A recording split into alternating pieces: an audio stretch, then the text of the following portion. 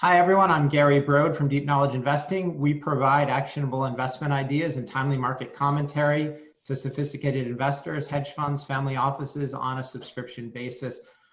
Just so you know, this call is being recorded. If you're not comfortable with that, you can disconnect now.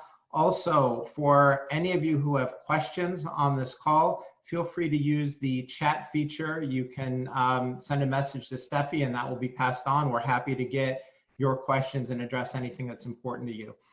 At Deep Knowledge Investing, we are particularly proud of our incredible board of advisors. Today, we're going to be featuring the knowledge of Heather Heldman. Heather is a member of the Deep Knowledge Investing Board of Advisors. She is a managing partner and principal at Luminae Group. Her expertise includes the Middle East, terrorism, and international law. Prior to founding, or co-founding rather, Luminae Group, Heather was part of the United States State Department. Her knowledge on China, the topic we're going to be discussing today, is unparalleled. Heather, thrilled to have you on. Thanks so much, Gary. It's great to be here. I've gotten to participate in a couple of these lunch sessions, and it's always an interesting discussion, and just very honored to be a guest. Terrific, thanks. So for everyone who's listening, Heather and I have a long list of really fascinating market-related topics to discuss related to China, but we got a particularly good question from Adam H. coming in this morning, and we're going to start with a viewer question. His question, Heather, is what did the recent resignation of the U.S. ambassador to China mean for ongoing trade negotiations? If you have thoughts on that, we'd love to hear it. Sure. So I'm always happy to field a question about U.S. diplomacy. It is a passion of mine and a topic that will never get old. So thanks, Adam, for asking that question. Unfortunately, the answer to this one isn't that exciting, and I don't really make too much of the ambassador's resignation. Ambassador Barnstad, I think, was a sort of predictable choice given the field of potential candidates for ambassador to China back at the beginning of the Trump administration.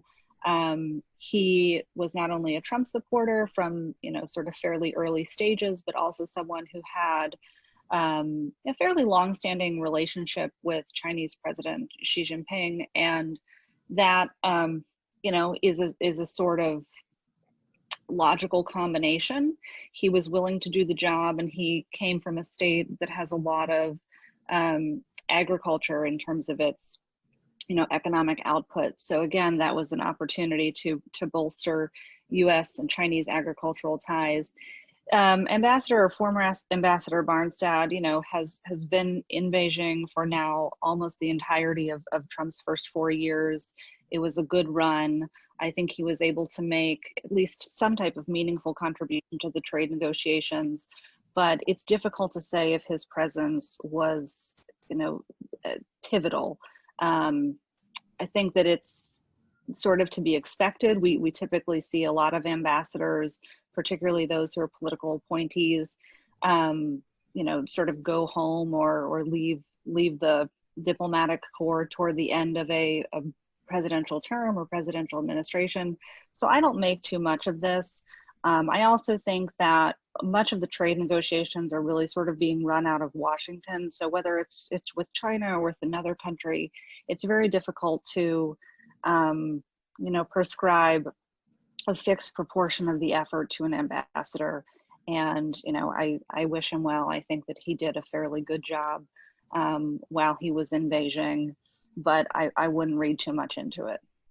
Got it. Heather, thanks for the detail on that. For what it's worth, we agree with you. Those negotiations were being driven out of Washington, and it's a nuanced answer you gave. We're with you on that.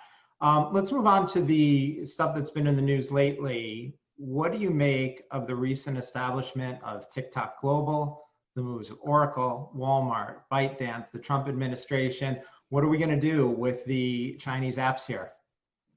So this is kind of an exciting topic because it's not that often that I feel like diplomacy, trade negotiations and pop culture really collide this overtly. But I think it's an interesting, opportunity to talk about how foreign policy is really going to be changing in the, as the 21st century continues to unfold.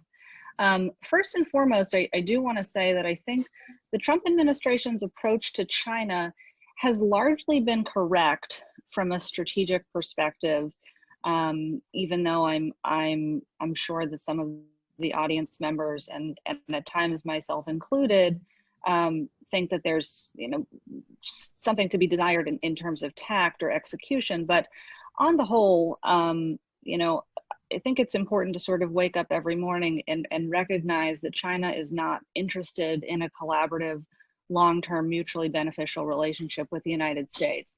That may have been, an option at an earlier point in history, but it hasn't been the reality for at least the last decade.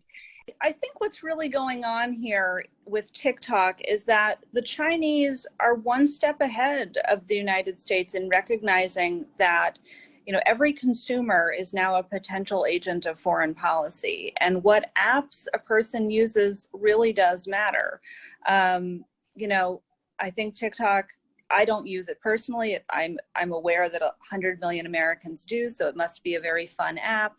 But the reality is that this app is putting any user's data straight in the hands of the Chinese government. And any argument that, well, ByteDance, which, the owner of TikTok is a private corporation, is just a total falsehood, because there's really not anything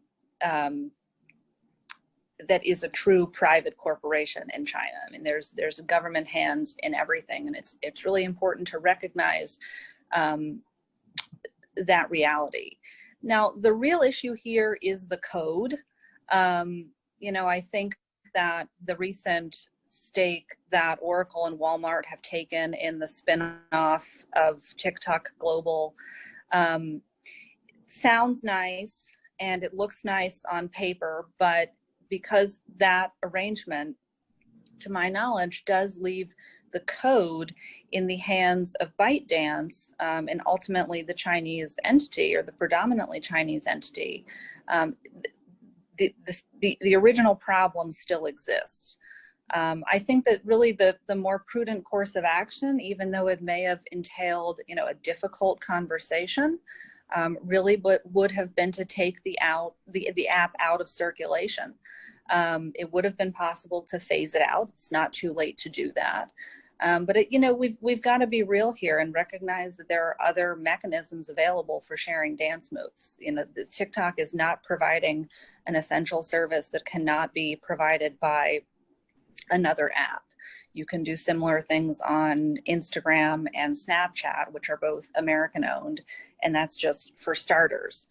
I think that sort of the way in which this transaction with the establishment of TikTok Global and the conversations, even at very high levels and sort of, in the public sphere between the US and China about the future of TikTok sort of represent a missed opportunity at this point, because when we arrive at a new juncture like this, where the American public is really having to confront for the first time this notion that the apps that you use make you an agent of foreign policy. It's a very new concept for the American people and to some degree for the American government, but it's also an opportunity to have a more nuanced and strategic conversation between the US government and American tech companies to think about how can we get the marketplace to align with our foreign policy and national security goals, and how can we advance that conversation in a way that is mutually beneficial to the companies, to the public, and to the government. I'm not going to sit here and say that's impossible to do. It's absolutely not. It's just difficult. And it's important to keep in mind that this is not going to be the first time that something like this scenario transpires. It's a notion that we all need to get comfortable with and start incorporating into our download calculus every day. And I also just want to remind everyone, that earlier this year, India banned a whole host of Chinese apps, everything from communication apps to shopping apps. And it got some attention in the US. It didn't get a ton of attention, but it was actually a very strategic move. And, China has been banning US apps and tech companies for quite some time now. So this is not, a novel tactic. And sometimes I think it's important to really sort of, stand up and, not engage in this sort of negotiation as if it's an exercise in conciliation. But anyone who is watching this and still has TikTok on your phone, please delete it. And please, think seriously about what you're downloading. That's a great point. And Heather, one person who's written on this, Ben Thompson at Stratechery, he's been fascinating on this. And while I don't think he's been a huge fan of the Trump administration, one of the things he has written about is that China fractured the internet years ago.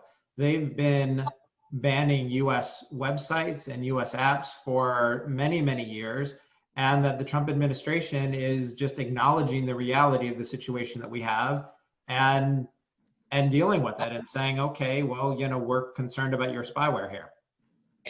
Yeah, and listen, I'm not pleased with the way in which this issue has transpired, sort of play for play. I think that there was a much more not necessarily subtle, but tactful way to go about this. But the bottom line is that, no American consumer, whether you're a government employee, a McDonald's employee, or anywhere in between, has any business using TikTok unless you are really comfortable with the Chinese government having access to all of your data. And, if you're really interested in an adversarial regime sort of controlling your newsfeed. I'm not comfortable with that. Okay, great point. Why don't we move on and talk about Hong Kong? That was a key issue last month, but it's going to be weighing on the markets going forward. Love to get your opinion on the latest developments there. In particular, let's talk about the new security law, the state of affairs in China, what that security law means for international business, not just right now, but over the next 5 years. So, just to sort of refresh everyone on the national security law that was implemented in June, basically this law sort of grossly expanded the Chinese government's ability, at least on paper, to prosecute and detain folks for any type of behavior that could be construed in any way as threatening to national security. So it's really a broader brush than was in place before. I think, frankly, it's the last nail in the coffin. I've been, unfortunately, I want to say, quite cynical about, the trajectory of Hong Kong for at least a year now, if not more, and have been advising clients as to the way in which this was going. But I think Hong Kong today versus Hong Kong of 20 or 30 years ago are entirely different places, and the old Hong Kong, unfortunately, is probably dead. But in terms of the law and sort of what this means for international business, I'm deeply concerned about the extraterritorial element of it. And I don't think the Chinese government has really fully appreciated the chilling effect that it could have on international business. And I think, to the full extent of that really hasn't been realized yet. It's still very early. I think the government is testing the waters, and we're going to continue to see, fairly high-profile incidents like the arrest of Jimmy Lai and, people attempting to flee Hong Kong via boat for Taiwan to continue. Now, a lot of the international corporations that have a presence in Hong Kong, they're at a crossroads, and we'll talk a little bit more about this later, I'm sure. But there's a calculus that has to be made with respect to, how much do you want to stay in that market? How important is the local Hong Kong and the Chinese market to you? Or, how important is the security of your executives, the broader trajectory of your business, and how much compromise are you willing to make? But there's in any sort of change, there's opportunity, and I think the people of Hong Kong are the ultimate losers here, and will unfortunately continue to suffer in the coming years and decades. But for other localities, particularly in that region, that are interested in attracting business that may leave Hong Kong, there is a huge opportunity. So, Singapore, Australia, Japan, South Korea, there's opportunity to be had if people and governments can seize the day. Yeah, to me, one of the most interesting parts about it is the extraterritorial aspect of it, that if you say something they don't like while in another country, they can basically exert some sort of control over you, your family, your business.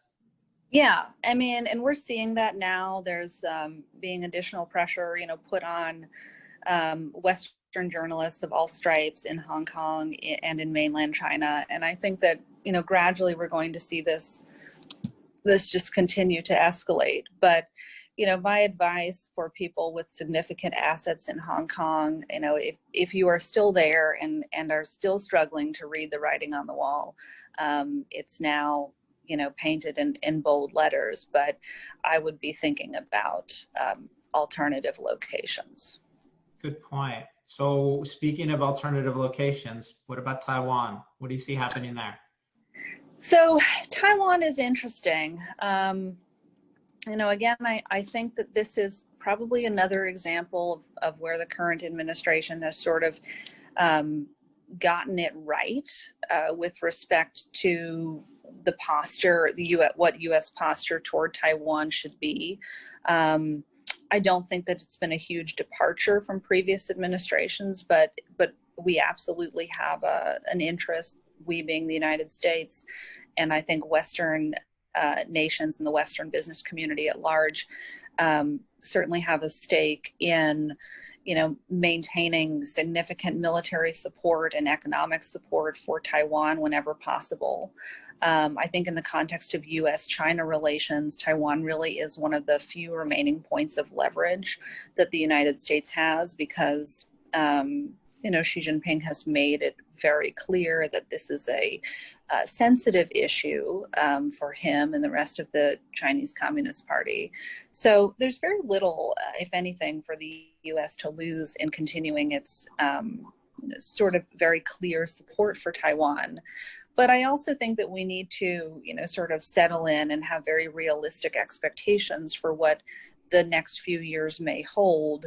Earlier this week, China was conducting a number of live fire military drills very close to Taiwan. And that was, I think, largely, a nice signal to send, because the United States had sent a fairly high level trade representative there.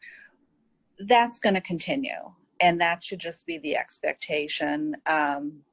This is probably going to be, a significant source, if not the prime source, of military provocation in the coming years. But I don't think that should be a significant deterrent to the United States. I really don't think that China is interested in a full escalation of tensions, but it'll continue to be a dance, and we just need to settle in and expect that. Let's talk about the other side of that, Heather. The people who disagree with you on declaring a strategic intention to defend Taiwan, their points generally break down as, we don't really have that much of an interest in what happens in Taiwan, and further, we don't have the military strength in Asia to actually stop the Chinese if they decide they want to invade. And by the time they did, they'd already be in a defensive posture in Taiwan. And what are we going to do? Invade? That's kind of the other side of it. What's your response to that approach? So I think, it's certainly an opinion with merit, and I'm certainly not advocating that the United States sort of go whole hog here and engage China in a large scale military confrontation, but I honestly don't think that that's going to be necessary. What I do think is worth pointing out is that, if the United States and its allies want to maintain access to other Asian markets, we do need to send a clear signal that this is just not going to be acceptable behavior. So you don't need to turn around and lay down your arms and become a liberal democracy. That's not a realistic expectation. But I do think that we have an interest in sort of keeping a fairly level playing field. And Taiwan, frankly, has a right to self-determination. So I'm not, it's not appropriate to support that principle in one context and not another. Now, I think Hong Kong is a tragedy, but it doesn't need to be repeated. This is not necessarily something that should be entirely, sort of a U.S.-led burden, but it's probably worth very serious strategic planning. And I would sort of throw it back to that person who doesn't necessarily care about the fate of Taiwan. Why is it expendable? Heather, great point. We'll always stand behind you on free people and free markets. So excellent point. Let's move on to something that's more market related and is affecting the stock market and businesses today. Supply chain, production issues. There are a lot of companies with production in China that are concerned, thinking that they need to source products someplace else, produce products someplace else, alternative supply chains. These are not only issues that companies are dealing with, but also thinking about the expense, right? If you need to repatriate your supply chain, it may change your operating margins. It certainly could be worth it, but there are a lot of US companies that are dealing with this issue now. Love to get your take on that. Yeah, so I will move on to that. I do want to clarify that I'm most certainly not advocating that Taiwan turn into the next Vietnam, but I really want to underscore that I don't think that that's really a likely scenario. I think we need to give the Taiwanese people and leadership the credit that they are due, and continue to just support their efforts to transact business independently. That's probably all that's necessary, but also not getting too flustered by these Chinese provocations, because they're going to continue, and we just need to sort of settle in and expect it. But on the supply chain issue, there's always smart thinking and having supply chain diversity. And, if we go back, probably 25 years at this point, maybe even a little bit before that, China was a great place for many legitimate reasons to, make the crux of many manufacturing supply chains. That's great, but the world has changed.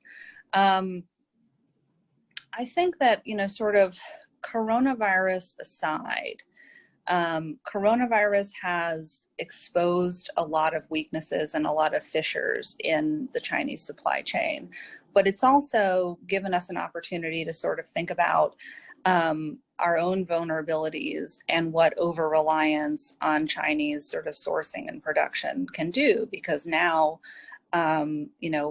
much of the Western world has sort of been at the mercy of Chinese willingness and capacity in terms of manufacturing for PPE and a whole host of other items. So, diversification is always good, but I think what this really sort of points to is that the integrity of the business climate in China is deteriorating from my perspective, and it's deteriorating along with the political environment. So again, it's a calculation. If you are, you know, the CEO of a company or a significant investor in a company that is primarily interested in serving the Chinese domestic market, then yes, by all means, it probably makes the most sense for you to keep a significant portion, if not all of your manufacturing that's currently in China there. But if that's not your primary market, I would really focus on moving things while you can, because the political climate is, in my view, going to continue to deteriorate. I think that we are probably only in the second or third inning of strained US-Chinese trade relations. Regardless of who wins the election on November 3rd, we are entering at least another 4 years, if not more, of potentially strained relations. And, you know, anyone who I think thinks that, you know, a Biden victory, while it might make things a little bit more friendly in the near term, that's not going to change the operating posture of Xi Jinping. So as long as he or someone who is of like mind is leading the Chinese Communist Party and is really sort of going to continue to push the country toward a very sort of aggressive, transactional sort of mercantilism based foreign policy, and is really focused on, you know, elevating Chinese nationalism, the fundamental operating position of the Chinese toward the US is not going to change no matter who's in the White House. So, you know, sort of looking long term, what is the best for sort of long-term profitability, long-term sustainability? I would be looking for alternative sources. And I also think, you know, that the pressure that US companies or European companies are under, particularly, you know, sort of in the clothing sector, this is the sector that gets the most attention when it comes to, you know, production coming from Xinjiang province and some of the detention camps that have been, you know, set up to quote unquote re-educate, you know, the Chinese weaker population. This issue is not going away.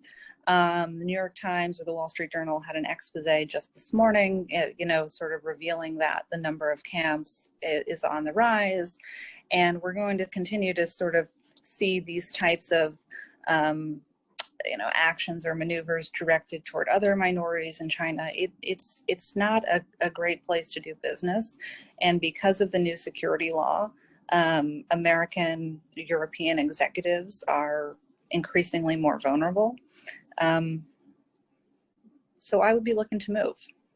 Okay, great point. You know, one of the things that we're particularly concerned about is we'd love to see some of the US prescription drug and antibiotic production moved either onshore or someplace closer. The Chinese have threatened to turn that off, and that could be a health problem for millions of Americans. Moving on though, because I want to keep to a tight time frame here. Last question for you. This issue has been in the news for the last year, delisting Chinese equities. What do you think happens here? So it's a really interesting, I would say, topic to discuss. I don't think that Congress is going to take any action on this in the near term. And by the near term, I mean sort of by the end of the year or in very early 2021. But I also think that it's not the best idea to sort of look to Congress and US government policy more broadly as